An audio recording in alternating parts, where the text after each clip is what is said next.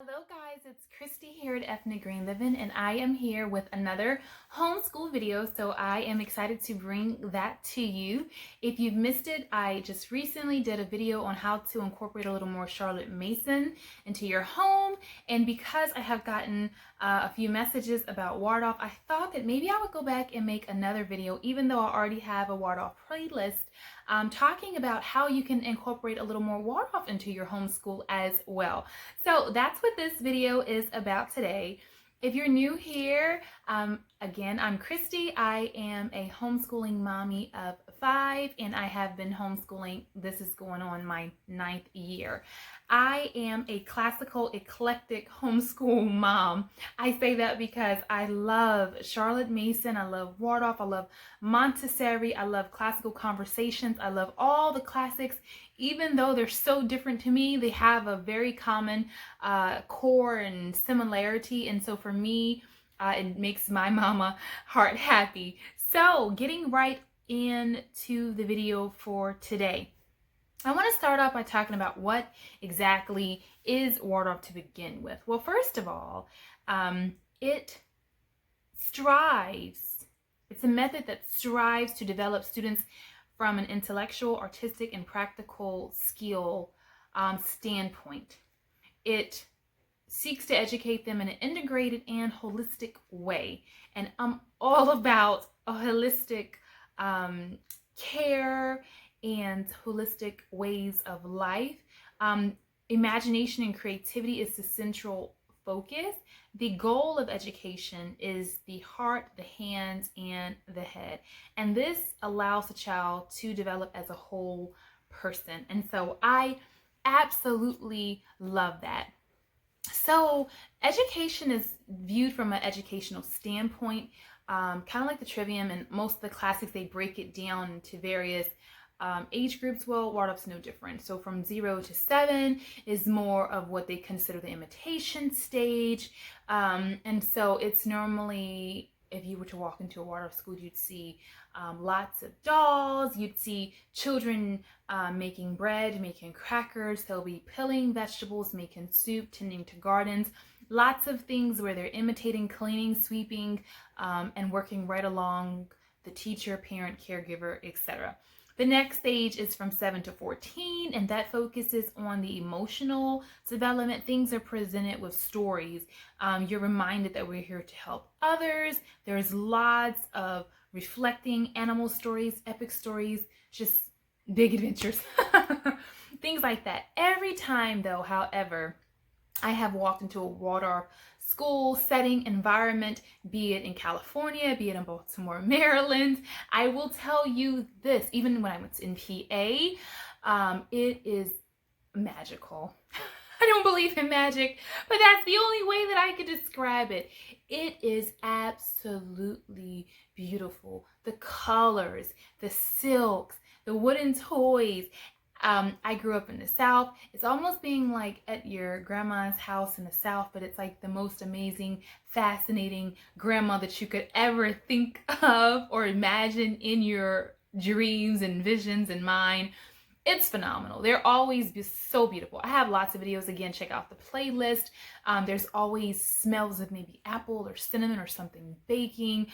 The modeling clay, the beeswax crayons. There's candles. There's typically lights. There's normally balance beams and all sorts of wooden and natural toys. And to me, it is absolutely beautiful. The rooms are gorgeous, and they create an environment that is conducive for learning, for growing, and for storytelling, because storytelling really is a big part of Waldorf education. Okay, so now let's talk about a main lesson block, because once you're done with the younger years and you start to, when you get around 6, that's when you're gonna start, the typical Waldorf kindergarten, and that's when you're gonna use your main lesson books. And you're gonna use your main lesson books for a main lesson block. But what is a main lesson block? Well, it's a concentration on a specific subject for a set amount of time. Normally it is 3 to 12 weeks, and all subjects are not incorporated in there. Occasionally, a few subjects may overlap, but that is not the purpose and the goal of the unit studies. So, in a unit study, for example, typically all subjects are integrated into the one. It's normally a spine, and everything else kind of centers around that spine. So if you're talking about birds, then you might be talking about the history of birds. You might be talking about the geography of where the birds are found. You might be talking about what the birds eat. You incorporate as much of everything possible to give you that bird unit study. Where in Waldorf with the main lesson block, everything's not included and it doesn't have to be, and that's totally a-okay. So when you are talking about being Waldorf inspired, what that typically means is that there's a focus on beauty in the spirit of a topic. The idea is reaching the students emotionally in the younger years with the information that's being presented. It is transmitting emotionally, and then the intellect is sparked, and then the information is learned and processed.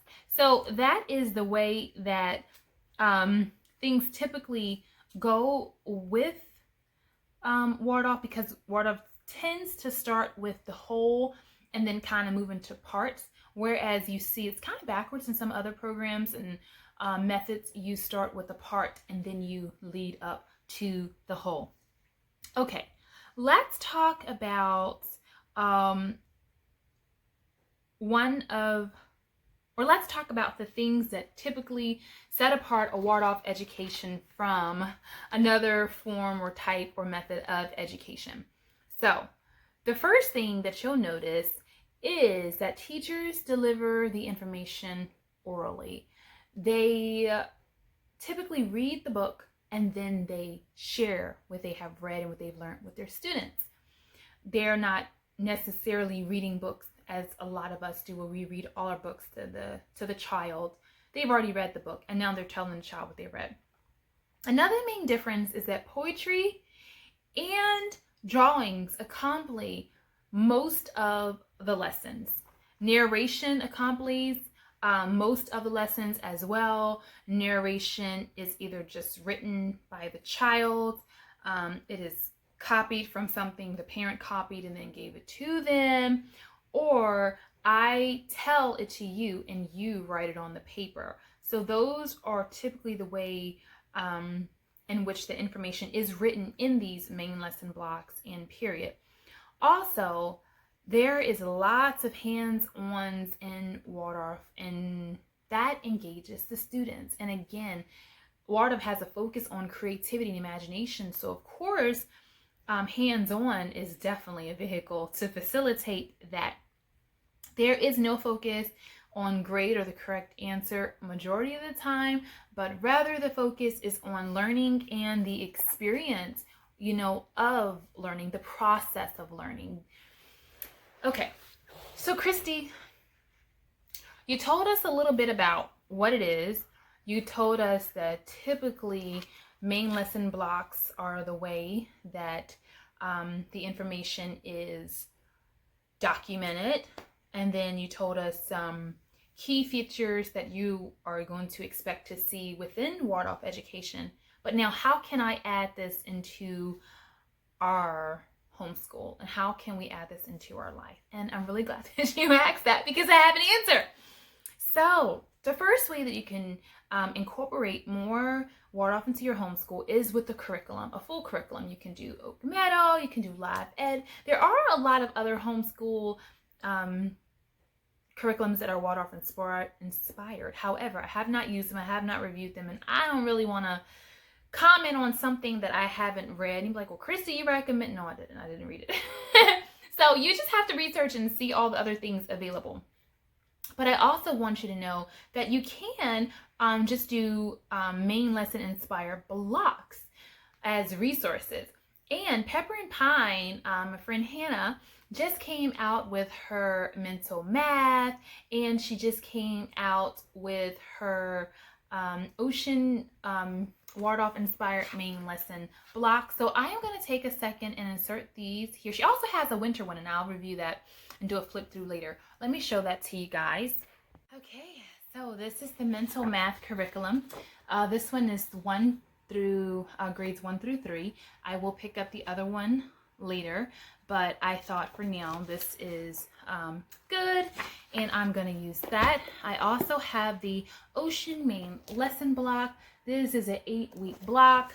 I think it's really amazing, and one of the things that I like best is that you get to actually see some of her children's work. You know, we often see that people get curriculum and different things, but we don't really see how they use it. We get to see some of their artwork. And last but not least, one of the things that I love is that we also get to see some of her chalk drawings. And guys, I am such a huge fan of chalk drawings. If you guys know channels that teach you how to chalk draw, or if you know channels that do a lot of chalk drawing, please let me know. I will definitely be watching them. I think this is another one of her chalk drawings here. I mean, they're just absolutely beautiful. And so she definitely has mastered that creativity and imagination.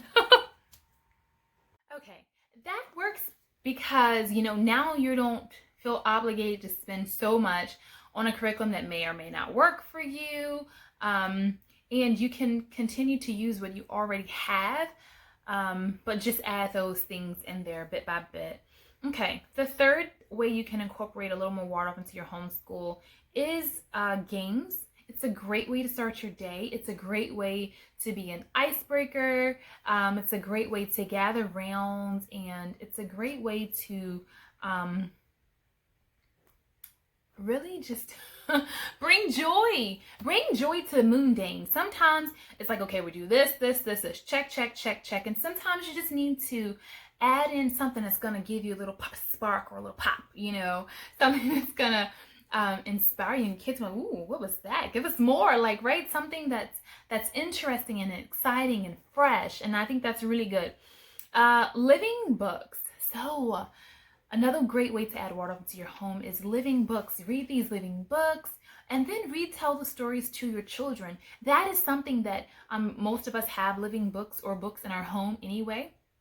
So that is something you can do without even spending any money. Okay, a big part of Waldorf, honestly, is the aesthetic of it. Waldorf typically is natural wood and materials. It's typically natural fibers and materials. There is generally no plastics and things like that. Well, maybe you can't go out and buy all wood stuff. Maybe you don't want to get rid of all of your plastic toys and decor and things along those lines. Walls, goodness, bloopers.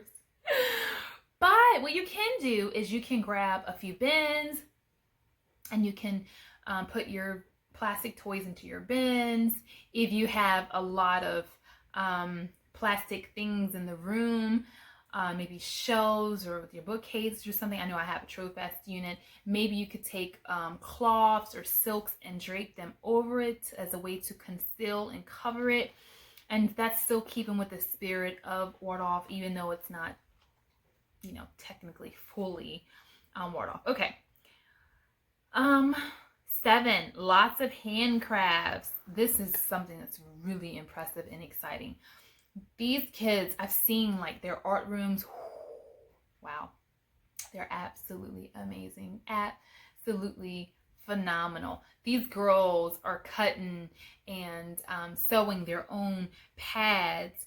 These guys are doing woodworking. They're doing watercolor, wet on wet. They're doing sewing and knitting and crocheting. They're dyeing fabrics. It is just absolutely amazing, the degree of the handcrafts and the things that they are doing. It really is amazing. Okay, so I have shared a few ways of how to add it, but maybe you still don't get how this could work for you, or even how you could incorporate a little bit of it. So let me say this. Think about if you could just say, I am going to add 2 books and 1 game to each unit or lesson. So I'm going to read 2 books myself, and then I am going to tell it back to my children. I am going to get into storytelling. So 2 stories in a book.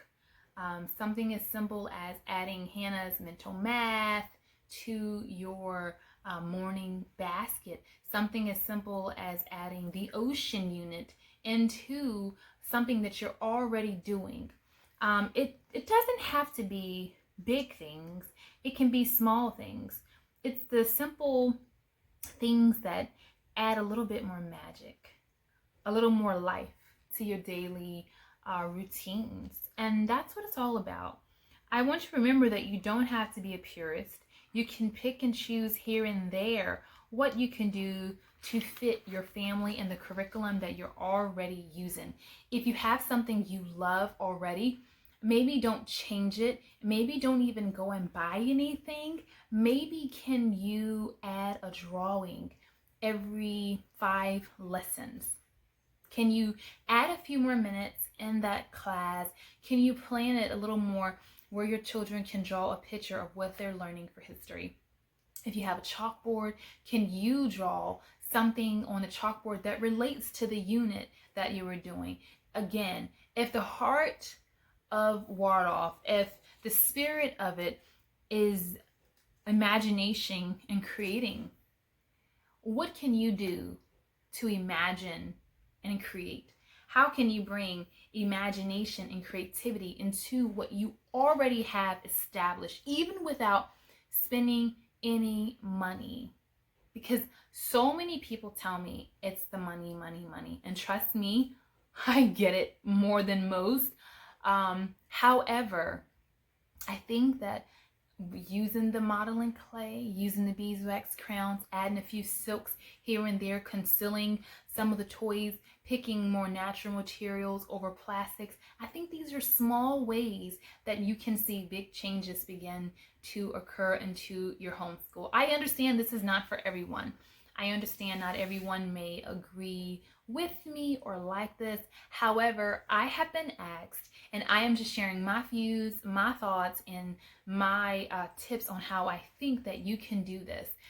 I have a video where I talked about if you cannot afford the authentic Waldorf supplies, try these. So just take a look at the playlist, and I think you'll be inspired. Thank you so much for taking the time to watch my video and spend some time with me today. I truly appreciate every bit of it. Again, if you haven't already, go ahead and subscribe so that you don't miss any more videos. I will be back to do a flip through of the mental math as well as a flip through of the ocean units. Also coming up, I will be doing my library tour. I know so many of you have been waiting for that. And if you're new to my channel, I've done homeschool tours and so much more. But something I always say here on this channel, and I try to close every video with this, is that you can do a lot with a little. And I don't want you to feel like you are limited because of your finances or anything else, okay? Lastly, before I forget, a lot of people say that Waldorf is only for a particular group of people, and I want you to know that there are Waldorf schools all over the world, and in the countries in which the Waldorf schools are a reflection of the people that are nearby. So for example, if you are in this area, then you are going to see children that reflect what that area looks like. You are going to see the diversity according to where the area is. And I know that when we see Waldorf here, we typically see it one way, but I want you to know that you are the creator. And so I am brown. I have braids currently when my hair is not in braids. I have hair that's halfway down my back, but it's very, very big and curly. So when I go to make a peg doll, I can make my peg doll brown with big hair because that is a good representation of me and my family. I have a friend who is Hispanic, and her Waldorf in her home, it represents her Hispanic nature. When she does her peg dolls and all of her things, they look Hispanic. You know, she adds all the Hispanic culture, all the foods, all the music from her culture to her Waldorf education. Because again, Waldorf is just the guideline, if you will. It's not even a curriculum. Anybody can follow these guidelines to teaching your children holistically. But then you yourself add your own diversity, add your own music, add your own culture, add your own foods. And this is the heart and the spirit, and this is what makes a rich education that you and your children will love. So guys, until the next video, blessings.